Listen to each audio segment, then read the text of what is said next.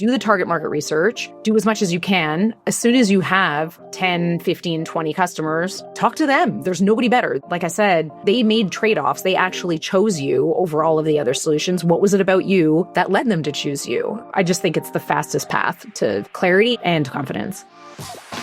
Welcome to SaaS That App, Building B2B Web Applications, the podcast where we share real-world stories, practical advice, and tech insights for those building or thinking about starting a tech-enabled business. I am your co-host, Aaron Marchbanks. And I'm Justin Edwards. Each week we bring you the stories, strategies, and insights you need to build your SaaS or tech-enabled business smarter, not harder. Let's dive right in.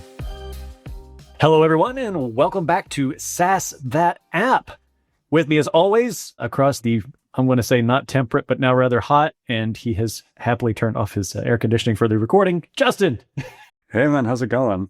It's going well, dude. We're arriving at the best time of year where it's raining every day in the afternoon. I love the rains. I'm from the desert. And so, yeah, it's my favorite time of year here. The rain helps with the heat, and then I get a nice lightning storm like every night. So it's beautiful.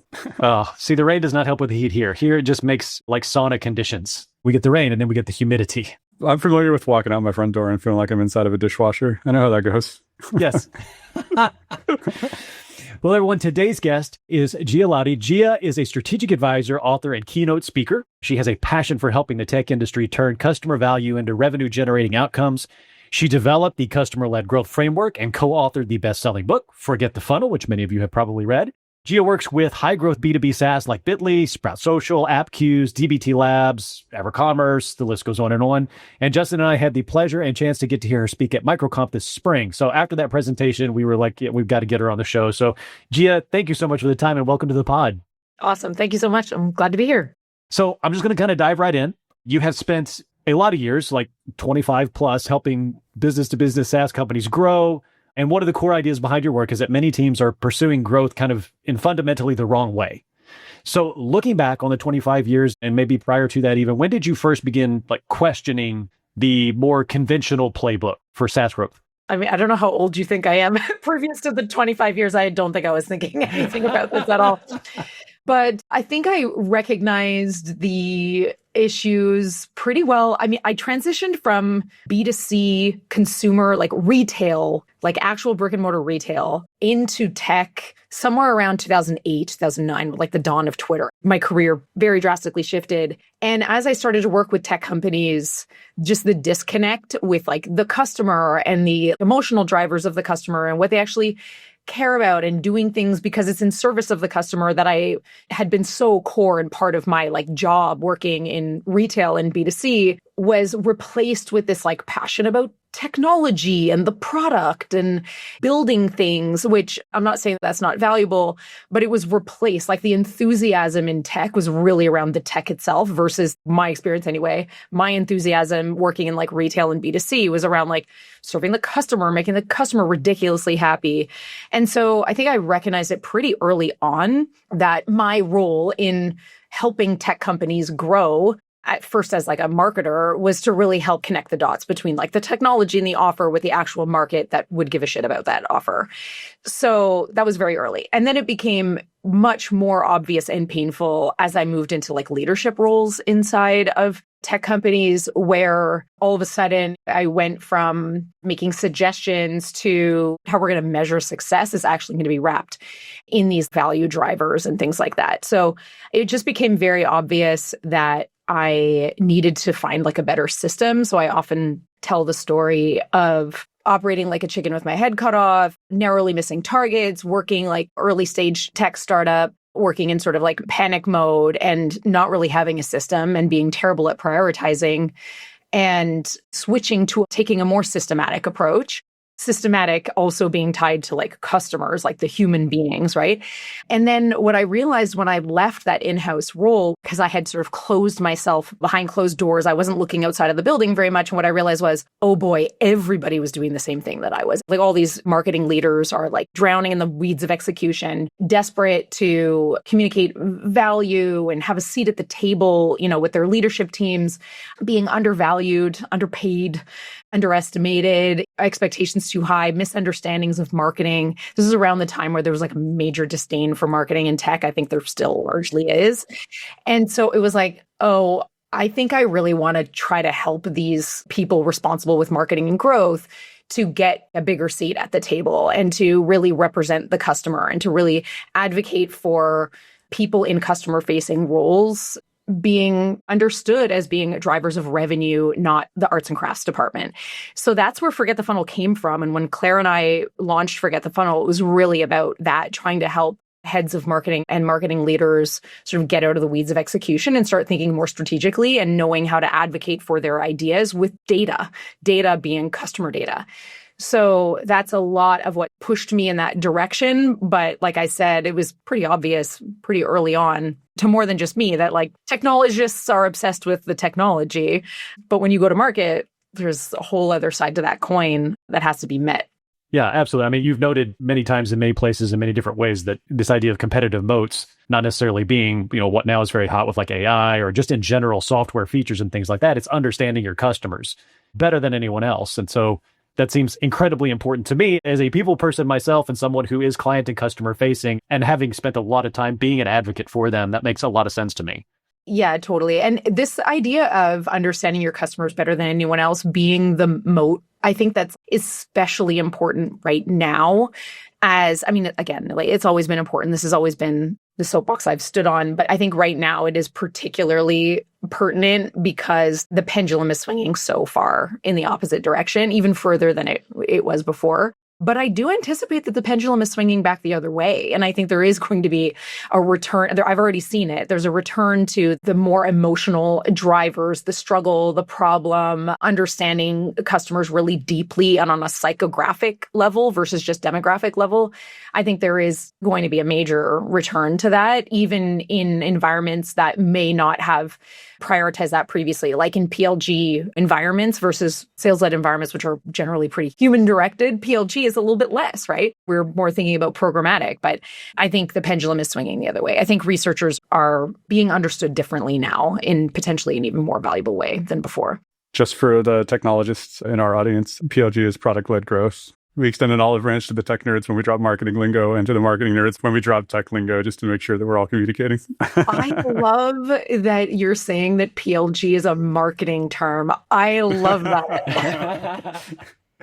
Because I think of PLG as like marketing, go to market and growth strategy, obviously. But to hear that being a marketing term it might be the first time I've heard that. I love it. I'm on the tech side of that, so it might just be an error, but... No, not at all. You're probably right. Validation, man. Yeah.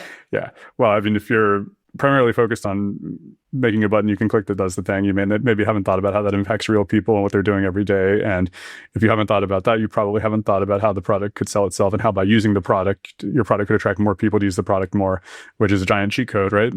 Totally. Yeah. I mean, PLG is a distribution model. It's a growth model. And so you're 100% right. It's just that we work a lot with product teams, and product teams, like product-led growth is their domain, or at least they believe. I say they, like I don't consider myself I'm part of like the product org, which I often do. But PLG often lives inside of a product team inside of, most SaaS companies. PLG would be squarely owned by the product team, even though I actually think that's problematic. I've always said freemium is marketing. Like a freemium model, freemium offer is a marketing tool. And any budget you put into a freemium, like building a freemium product, should be attributed to the marketing budget, not the product budget necessarily. Yeah, no, I 100% agree with that. And my initiation to anything that looked like sales or marketing was guerrilla marketing. So I probably overascribe things to big marketing even when they aren't. Oh, wow. Yeah, that's extreme for sure. Yeah. Very cool. Real quick, this episode is brought to you by Delta Systems, which is what Aaron and I do when we're not talking through microphones to you, the people of the internet. We've got a really, really great software team here, and we love to work with cool people on cool projects. So if that sounds like you and you've got a problem or you're in some kind of a jam, go to deltasystems.com, grab a time with us. We can beat up on your problem together, and if there's a fit there, amazing, we'll help you out. So deltasystems.com, grab an appointment, and hey, maybe we can work together. So can you talk a little bit about like working with folks to develop an ICP or how you actually put a human-centered, human-focused strategy into play in an organization? Yeah. So typically when a company will come to me and we'll be chatting about growth and things like that, it's not typically the ICP that they're looking to define or redefine. Typically, we're talking about things like acquisition has slowed, there's been a change in our market, churn is ticking up, activation is lower than it should be. And so typically where the conversation starts is there. Something in growth has like slowed or staggered in some way. And typically that is a signal that something about the ICP is off or has like shifted. And so when I start those conversations with teams, I'm asking like, okay, tell me about your customers. And of course, they will typically give me the like, oh yeah, well, they're this job title at this industry type of company, at this size of company. And when I ask about like, okay, well, what was the day that person first experienced the need for something new? Like said differently, what was the day that they were like, F this, I need a better way? And almost none of them can answer. So I tend to think about the ICP criteria as being like demographic, firmographic, technographic, like there's a profile of like attributes that make up an ICP. I tend to do that second, and I would go first to like, tell me about them psychographically first and foremost. Like, let's talk about what sucks. Let's talk about the old way. Let's talk about the circumstances that led to them needing something at all. And then once we have a picture of them and we know that there's a pattern and a demand there, right? Because we don't generate demand. Demand exists in the market and we're tapping into it. So once we identify that demand and that need and those circumstances, then we sort of reverse engineer, okay, well, what are the types of companies that happens a lot in? And what are the job titles and roles and the types of, makeups of people that actually need something like that? So we tend to go like demographic, firmographic, psychographic, and then back once we've done a bit of a deep dive into the customer base and we learn about like where's their urgency, willingness to pay, a genuine like sticky problem that needs solving. And then we sort of say, okay, here's that psychographic makeup. Here are the different groups that showed up. Now we're in a position to be able to reverse engineer it and say like, okay, those are the companies and the ICP attributes that we would then use for marketing or sales or even ads and things like that. We tend to think of ourselves as like product marketing. So we think about a lot of positioning, messaging, building customer experiences that drive revenue, including activation, retention, expansion, versus like marketing campaigns. So ICP criteria doesn't actually impact us for the most part when we're doing things like positioning and messaging, except obviously when they need to. But that's how we tend to think about ICP. Is ICP to me is a list of attributes that are very important, but ICP in absence of psychographic and jobs to be done, which is the methodology that we use to sort of dig into those psychographics, ICPs in absence of that is not a useful ICP in my opinion. So when you walk into those companies for the first time, I'm assuming that there are, but some of the like big warning signs that maybe they have not made that leap. They've got an ICP, maybe it's even well defined, but they haven't factored in those other elements that you're talking about. I mean, is there like, hey, this is painfully obvious that you guys have just not made that connection? Yeah, I mean, I guess there's two sort of like buckets I would put companies into, and that's like they never really had it. They made a lot of assumptions early on and they never really had it versus they had it and their market changed. And I'm seeing a lot of the latter now, particularly. And it's funny, we're working with a lot of companies in 2026 that we worked with in 2024. There's like this weird pattern I'm seeing. I've had 5 or 6 companies come back in 2026 that we worked with in 2024 because they've recognized that their market has shifted significantly and they now know what they don't know about their customers. But to answer your question, so there's the numbers. Our activation has dropped, or our churn is ticking up, or our conversion rate on our website is stagnant, or, leads are drying up.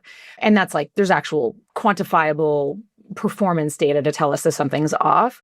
Just as often, and maybe even more often, but at least just as often, it's people saying like, we just don't articulate our value the way we know we could.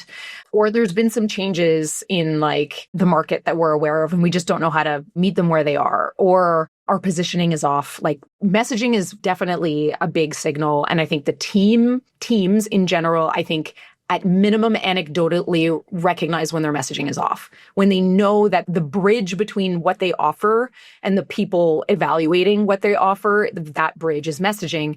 I think people just recognize when that's off. So that's definitely a big signal. And sometimes that's also a signal that their positioning itself is off.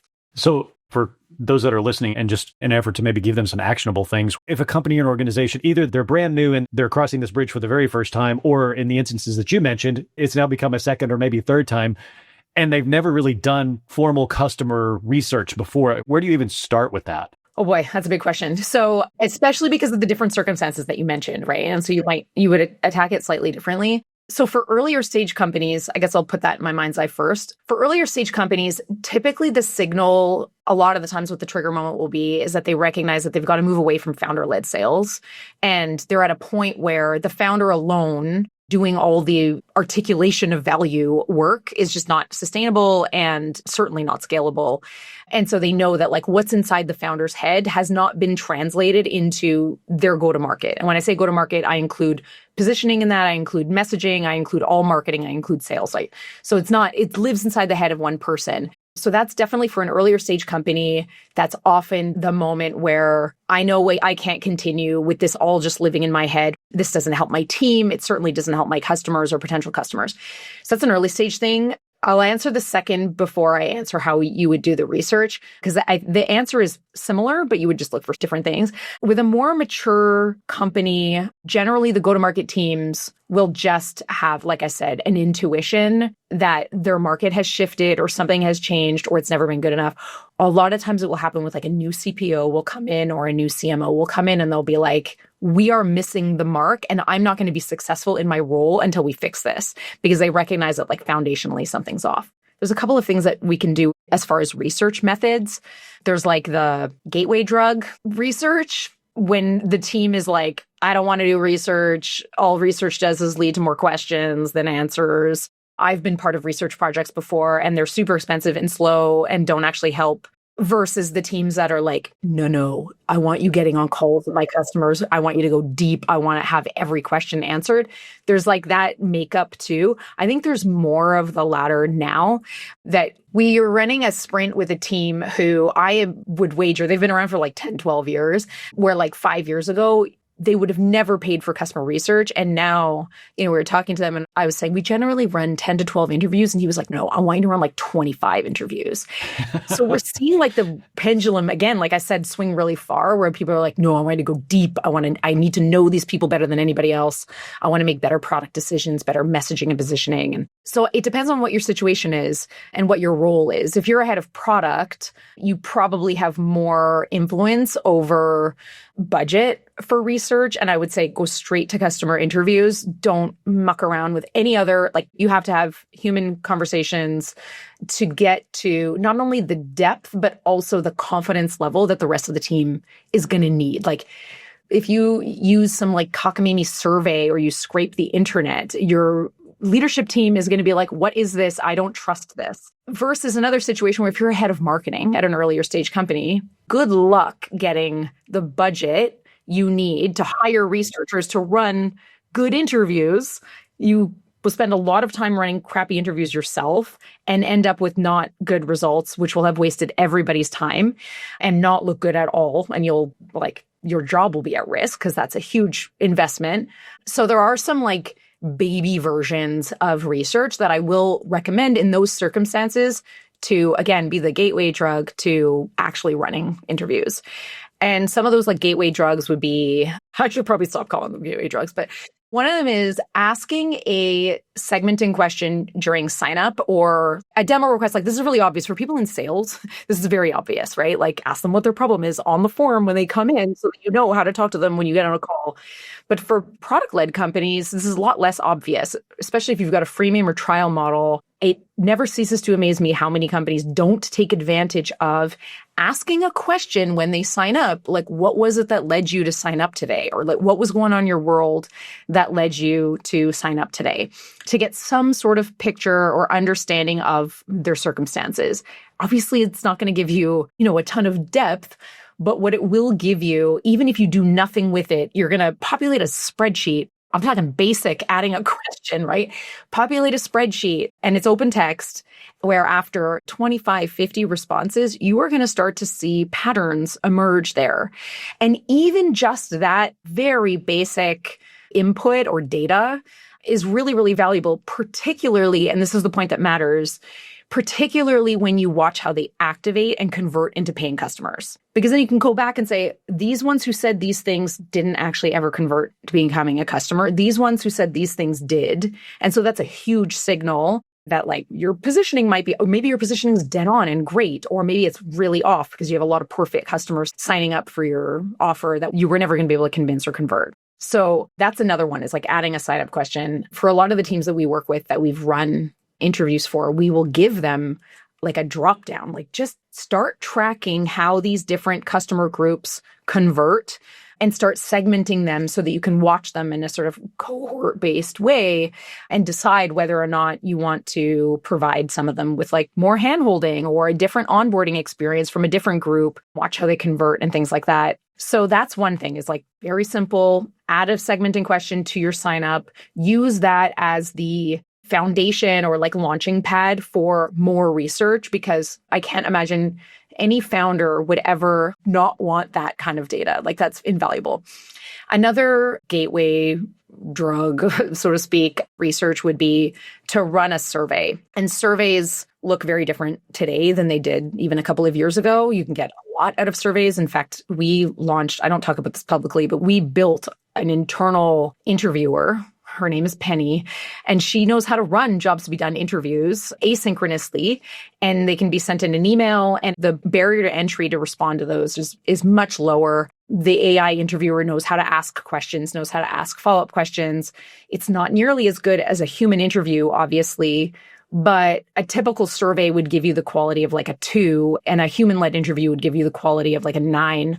I would say an AI-moderated interview might give you like a 4 to a 6, potentially. Like it's better than the old surveys. It's not as good as a human interview.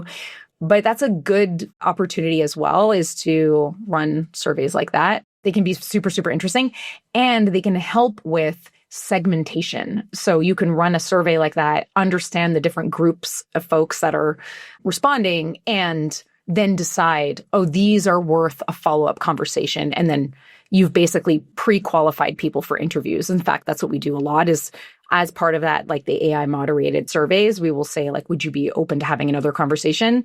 Many people will opt into it, particularly if you offer an incentive. And then you've got a pre-qualified list of people who are willing to chat with you and have, maybe a 30-minute conversation. So that would be the entry points that I would use. I mean, there's also a website survey you can run, but I have been finding those a little bit less valuable.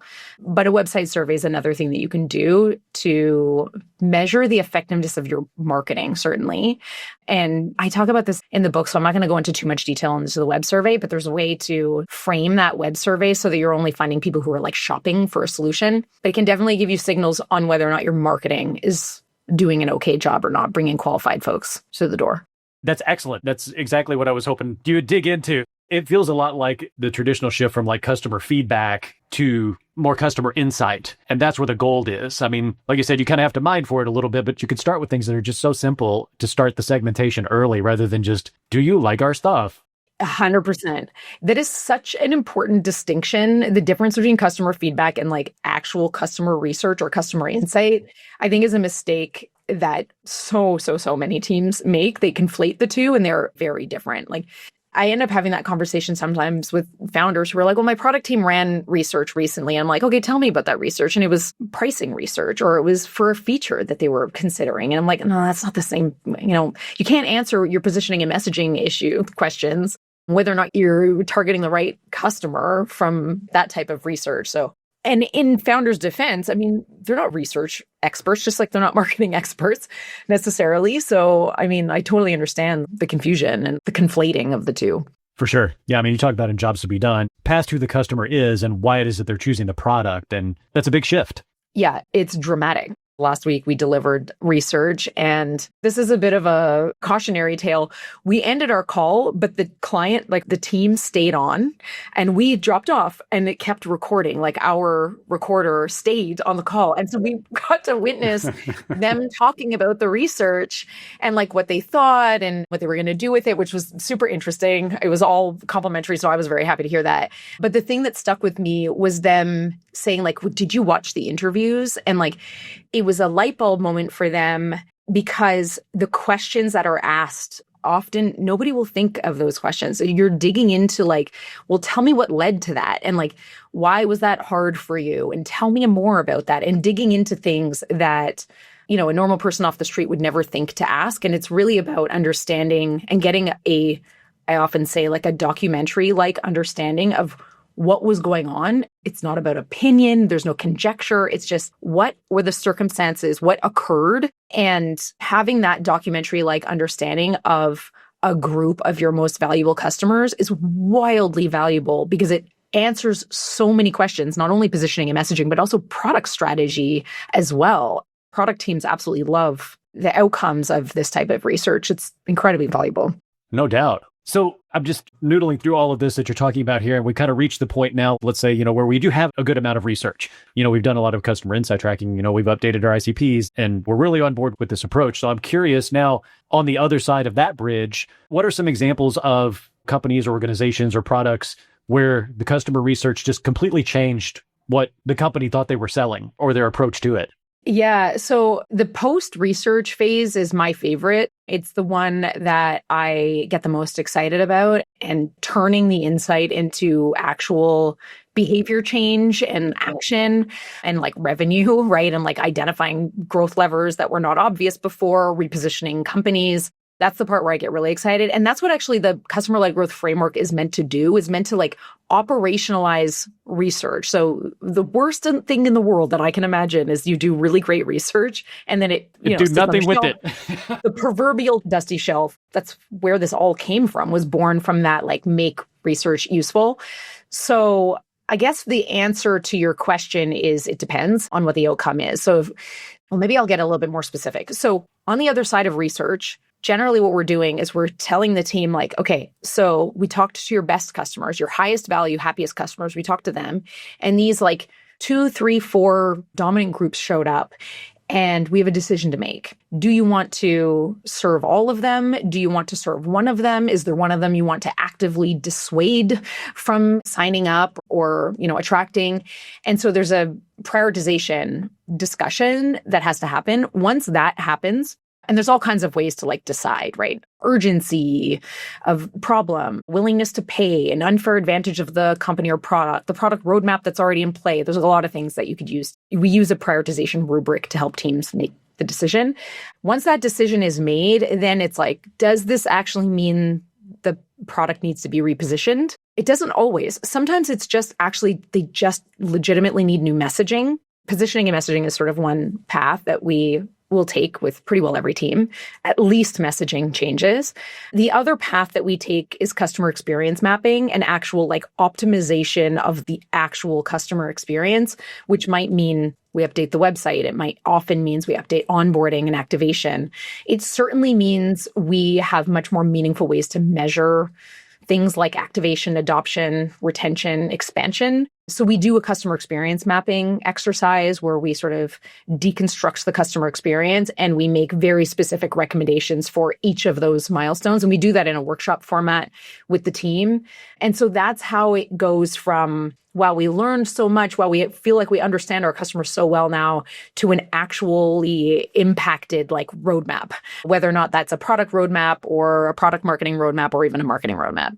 So what do you think is kind of the minimum size an organization needs to be to start engaging in some of this? I know that like obviously funding to run research is expensive and problematic, but what about a founder hopping on the phone with a prospect or just let me watch you use the software? Like what is the super bootstrap version of doing this?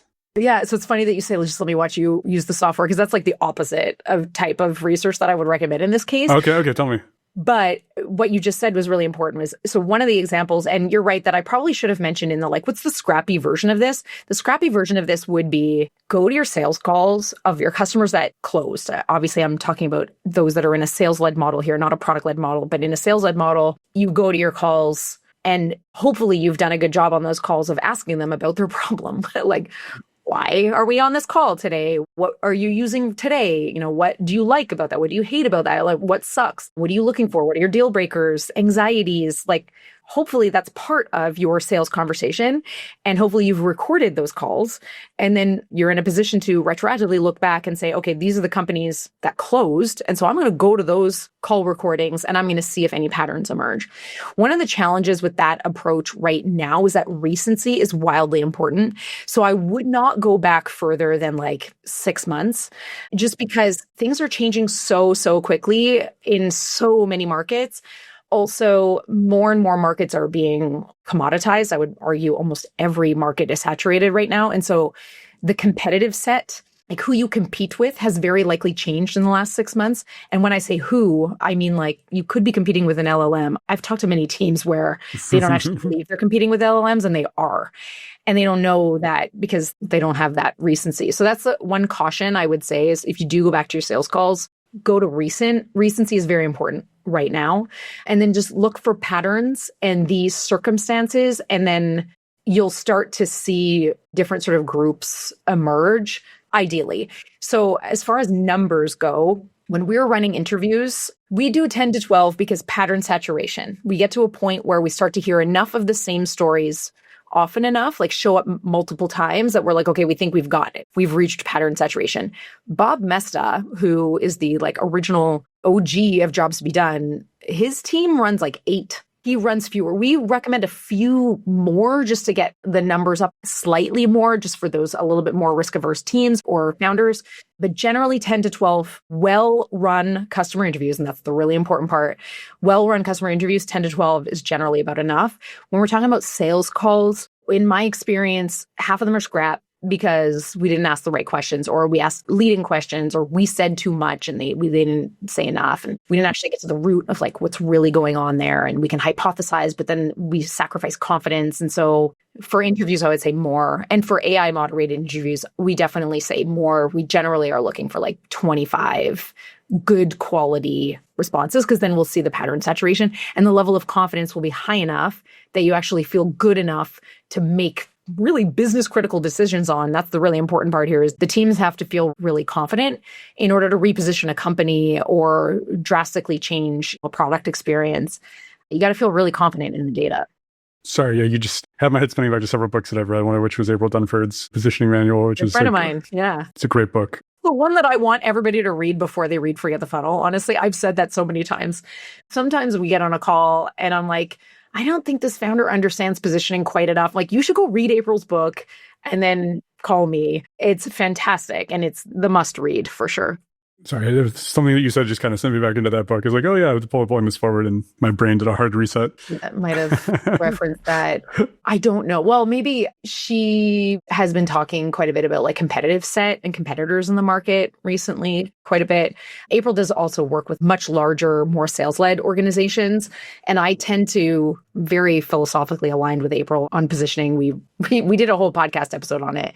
And I sort of tackle positioning from a PLG perspective. So like at scale, how does our marketing needs to show up and our website need to show up and our product need to show up in the market for that functional buyer that is typically the one evaluating a solution when they land a company where the business model is product-led, as opposed to sales-led where the website might be more for an executive buyer. Like the buyer changes, right? The buying committee is completely different. Yeah, we have this a lot of times with customers where the person who is using the software every day and the person who wants the software is not the buyer.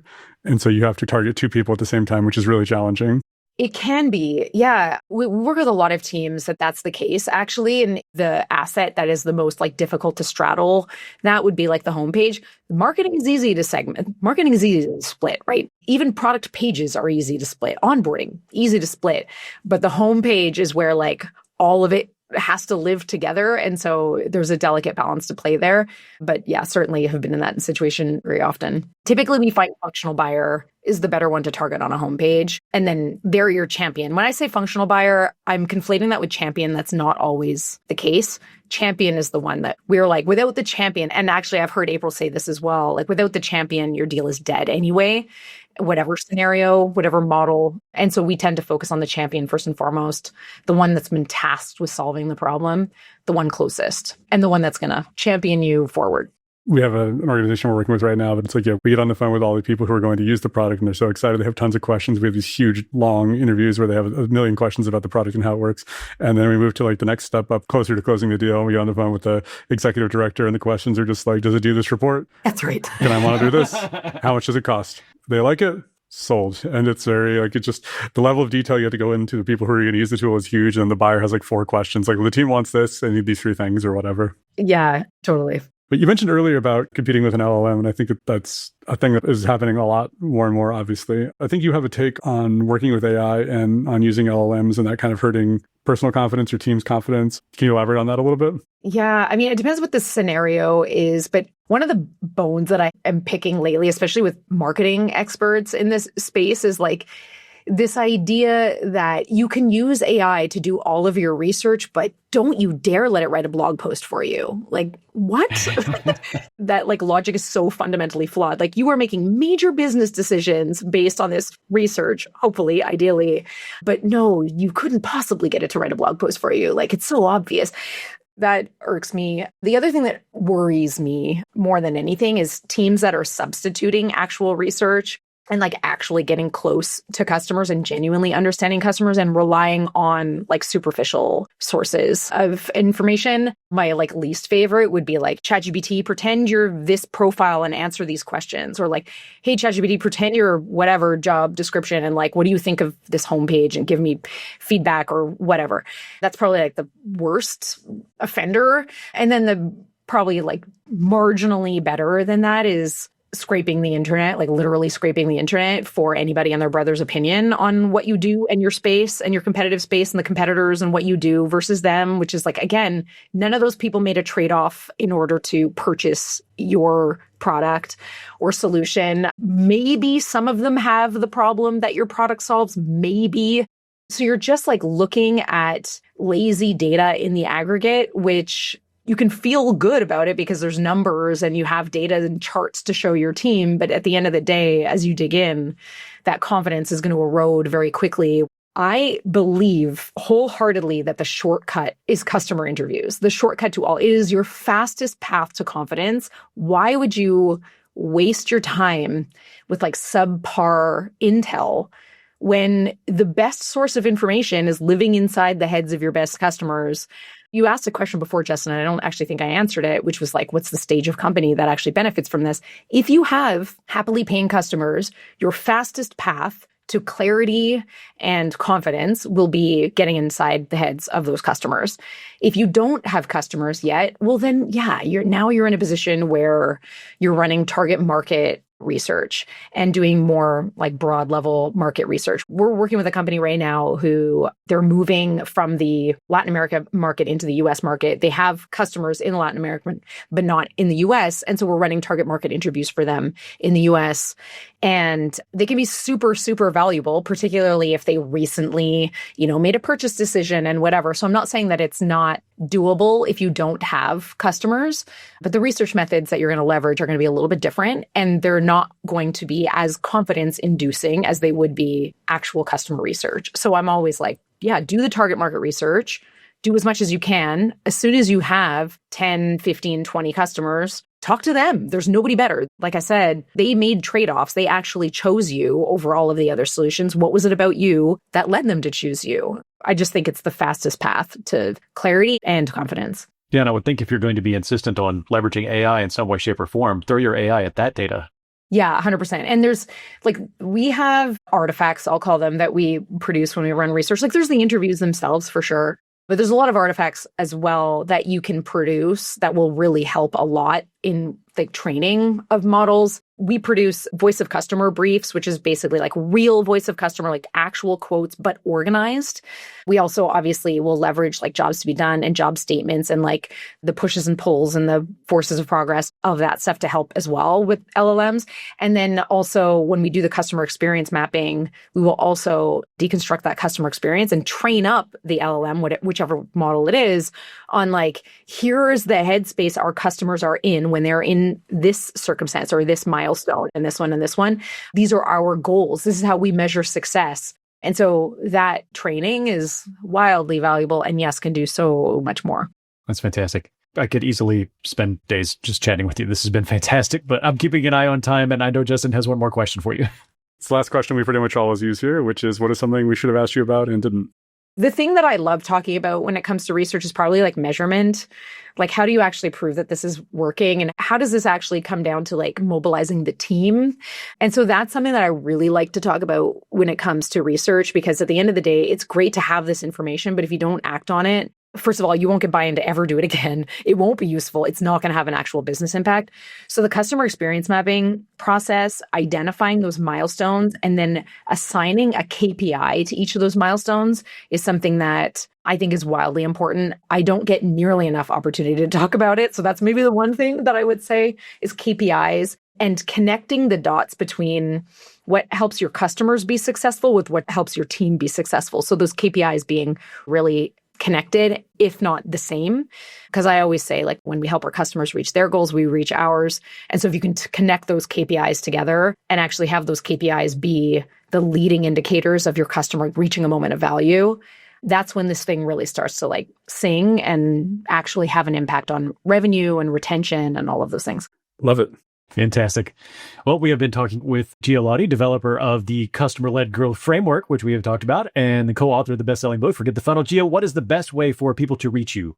I mean, forgetthefunnel.com has a lot of information about CLG, including the book. I guess the book would probably be the best thing if anybody wants to dig in. Otherwise, customerled.com is where we work with companies. So that's another good one if anybody needs that. Thanks so much for hanging out with us. Really appreciate you taking the time. Thanks. It was a great conversation. Yeah, and thanks to all the listeners out there. We will catch everyone next time on SaaS That App. Thanks for cruising along with us on SaaS That App. We hope you grabbed some insights that were inspiring, actionable, or at least entertaining. If you enjoyed the show, don't forget to subscribe and leave a review. Until next time, keep building, keep growing, and keep those apps sassy.